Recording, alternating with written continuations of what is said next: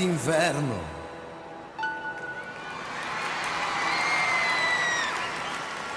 È solo un film in bianco e nero visto alla TV.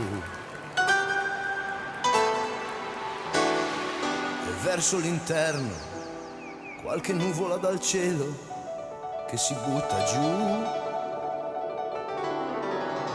Sabbia bagnata, una lettera che il vento sta portando via. Punti invisibili rincorsi dai cani, stanche parabole di vecchi gabbiani. E io che rimango qui solo a cercare un caffè. Il mare d'inverno è un concetto che il pensiero non considera.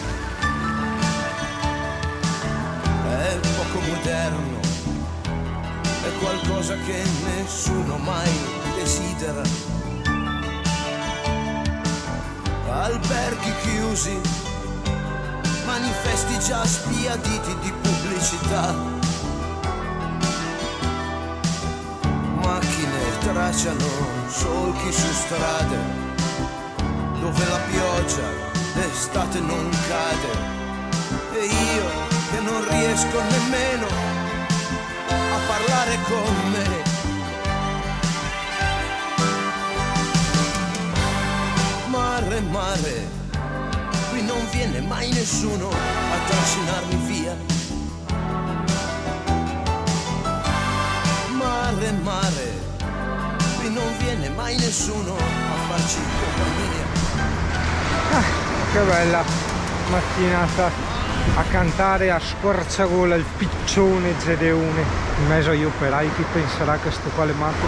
Invece no, matto probabilmente è chi non spreme come un limone questa brevissima vita che ci è stata data, e pertanto mi sento di spremere correttamente questa vita con questa psicopatia, questa psicoapatia nei confronti di questo sentimento popolare che è il pudore, la vergogna, no?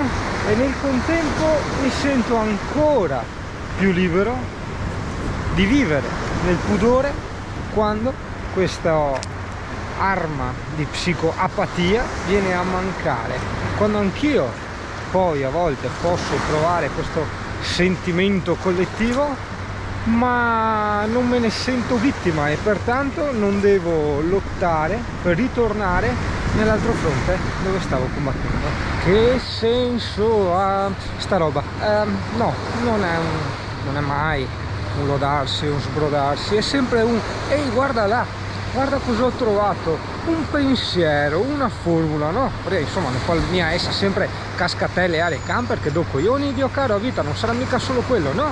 La vita deve avere un qualcosa di più profondo, un qualcosa di più succoso dove andare a spremere, e quel qualcosa di più succoso secondo me è la mente, in quanto la mente, bravo, hai capito, è l'occhio che interpreta, quindi non se lo guarda, bensì interpreta questo mondo. Pensa che è proprio grazie a questa mente che io ad esempio ho guadagnato la ricchezza, ma la ricchezza materiale anche, perché tutto nacque stamattina quando indossai quelle mie scarpe tanto desiderate per un semplice fattore estetico, queste Core Jeans, e dove non potevo non notare la suola disintegrata. Allora io istintivamente mi sono detto a me stesso, cazzo, queste sono scarpe da poveri, ma attenzione, non da poveri nel senso, questo è importante, sta attento, non nel senso che di gente che non ha soldi per potersi permettere le cose, quindi si compra delle cose da poco, no, le cose da poco sono quelle cose che la gente compra, ossia cose molto consumabili, oppure per assurdo cose anche molto o troppo costose, le quali ti cavano i soldi. Ad esempio, tu sei ancora convinto che i ricconi che hanno la piscina, il macchinone, quelle cazzate lì siano felici, ma anche sotto un punto di vista, anche sotto un punto di vista finanziario, no? In realtà non è proprio così, è il giochetto della fame e dell'abbondanza che ho provato a spiegare qui nel canale più di una volta. Io, ad esempio, e questa l'avevo già fatto questo esempio, però scusami, ma è troppo figo secondo me. Io ad esempio sono ricco anche perché non me ne sbatto un cazzo del Ferrari, e qua sembra una battuta, no? L'altra volta l'avevamo fatta come una sorta di battuta, sì, perché un Ferrari bene o male insomma costa circa 200.000 euro, chi molto meno, chi molto di più, però metti un 200.000 euro. A me del Ferrari realmente, cioè non lo dico perché non ce l'ho, no? Non è la volpe che non arriva all'uva, no, il Ferrari a me realmente non fa schifo, è bellissimo il Ferrari, però non me ne sbatte proprio un cazzo, cioè proprio, anzi ti dirò, dal podio della mia ricchezza, se mi regalano un Ferrari, Dio caro, è un dispiacere enorme, porca puttana, tagliandi che costa un casino, boia, assicurazione, benzina che consuma come una draga, capisci? La ricchezza è l'abbondanza, ok? Parlavamo della fame, se vuoi mettiamola sotto il punto del cibo, parlavamo della fame e dell'abbondanza. Ora io mi ritrovo magari magrolino, però senza fame, più che soddisfatto, bello sazio, con un casino col frigo strapieno, le credenze strapiene, cioè capisci?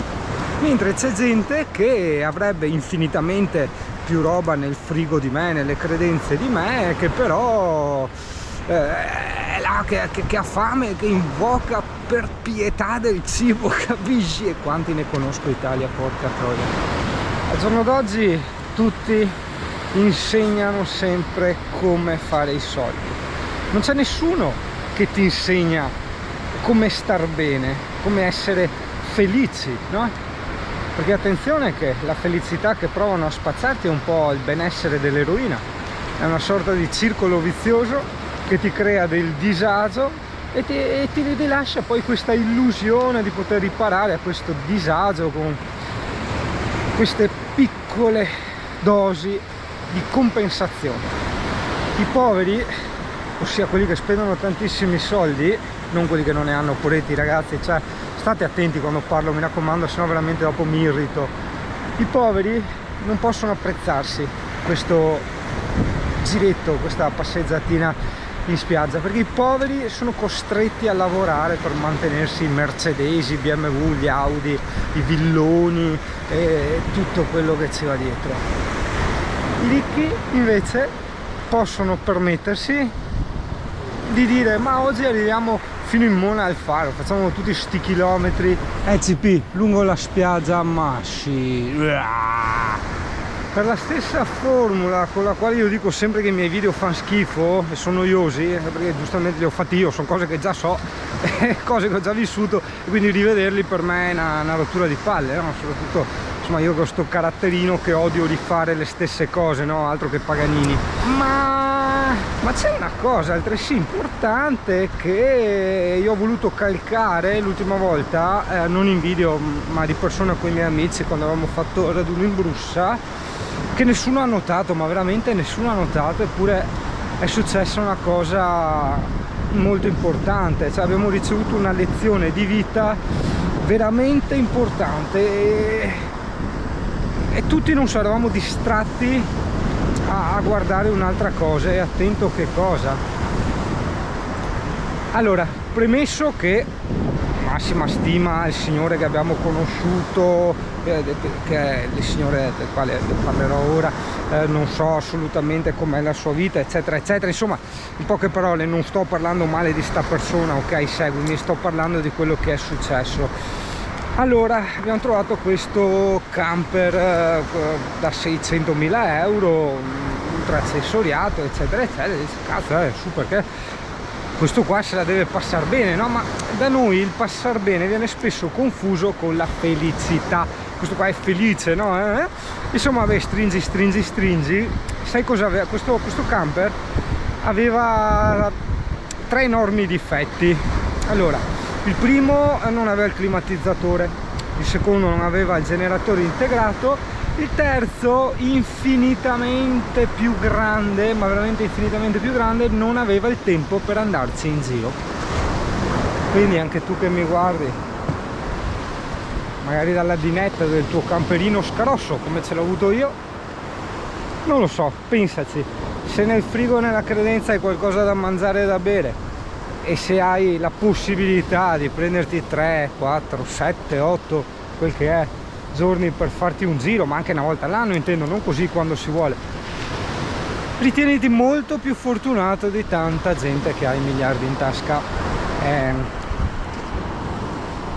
Ci sarà sicuramente gente che ha la capacità di notare che ho avuto qualche difficoltà a spiegare questa cosa, perché mi si mette insomma un po' con le spalle al muro, perché sembra che io stia parlando male di questo signore, che ce l'abbia su con questo signore. Assolutamente no. Però come cazzo faccio io ogni volta a parlare del peccato che appartiene a tutti, se ogni volta voi pensate al peccatore? Ogni volta che io parlo di comportamenti, di cazzate, di idiozie, di stupidaggini, e voi mi rispondete sempre nei commenti: stai parlando di Tizio, stai parlando di Caio. No, Dio caro, non sto parlando di nessuno, o meglio, come già dissi, sto parlando di migliaia e migliaia di persone, perché se fosse solo una persona a essere stupido, scusatemi, ma chi se ne frega? Il problema è la macchia nel senso la macchia che si estende attorno a questa persona, ossia il gruppo, la quantità, no? Ci sono tantissime meduse morte.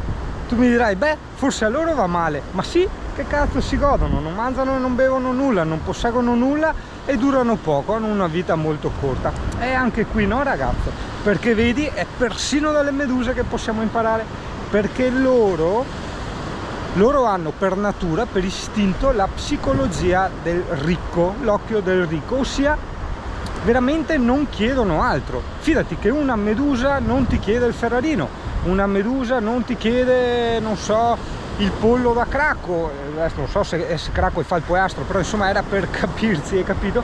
Quindi la medusa vive per le sue necessità.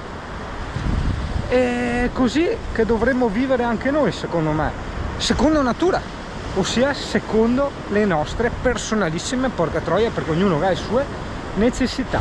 Perché dopo mi pare di essere anche arrogante e antipatico. Per questo motivo ogni tanto, giustamente, ma veramente con grande simpatia, ne sono riconoscente a quei tu che commentano e dicono magari vai in Spagna, vai in Tenerife, qua e là.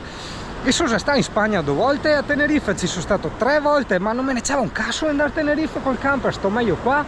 Ho la topa, ho Giacomo, ho un disastro di clienti, perché insomma siamo in Veneto, ragazzi, e giustamente si lavora per passaparola, ok? Quindi se io vado fuori è come mollare il lavoro, cioè sarei sempre con la canna del gas alla gola, mentre qua c'è una sovrabbondanza. E quindi, ragazzi, per me non è che mi limito, io sto bene così. L'unica cosa che desidero, però non ora, veramente non ora, è andare in Scozia un paio di mesi. Lo farò, però tipo ad esempio ora se mi dicessero boh, partiamo adesso, non ho voglia, Dio caro, tutta castrata, no, assolutamente no.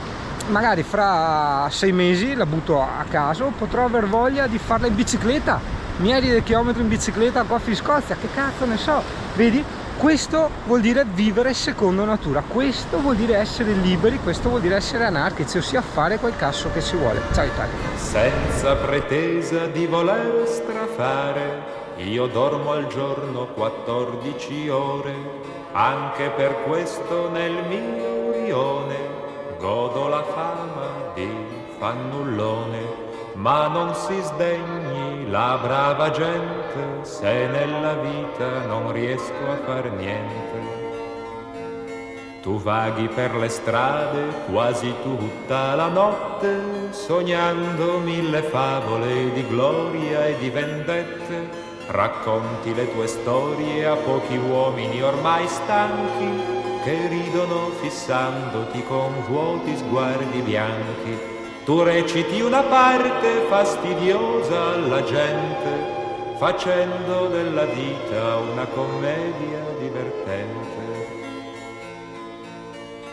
Ho anche provato a lavorare, senza risparmio mi diedi da fare, ma il sol risultato dell'esperimento fu della fame un tragico aumento. Non si risenta la gente per bene se non mi adatto a portare le catene.